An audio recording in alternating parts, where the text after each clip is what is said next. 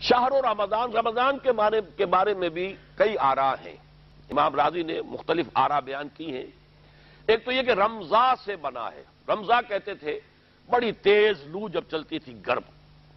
تو گویا کہ جس طریقے سے کہ وہ انسان کی جو بھی گرم لو چلتی ہے تو بیکٹیریا اور یہ وہ ان سب کو ختم ہلاک کر دیتی ہے، مچھر بھی مر جاتے ہیں جب لو چلتی ہے، ورنہ اس کے بعد مچھر جو ہے وہ بھی انسان کو تنگ کرتے ہیں۔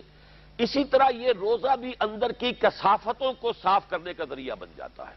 تو رمضان سے رمضان بنا۔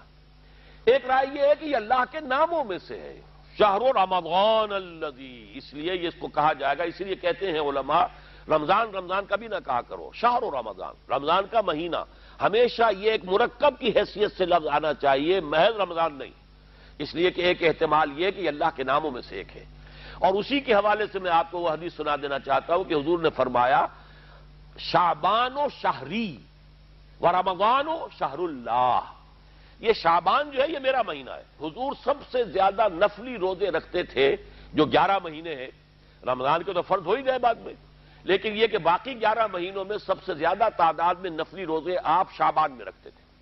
یہ بالکل ایسے سمجھے جیسے 4 رکعتیں جو ہے فرض ہے ظہر کی، اور 4 ہی رکعتیں اس سے پہلے جو ہے وہ جو ہے سنت مؤکدہ ہیں، اس حوالے سے گویا کہ اس کے ساتھ مشابہت قائم ہوتی ہے۔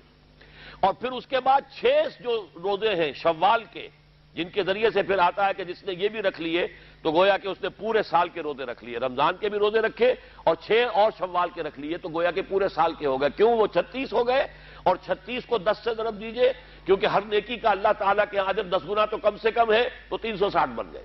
اور وہ گویا کہ جیسے ظہر کی نماز میں 2 رکعتیں بعد میں ہم پڑھتے، گویا کہ اس کے وہ مماثل ہو گئے۔ تو شعبان و شہری و رمضان و شہر اللہ، یہ اللہ کا مہینہ ہے۔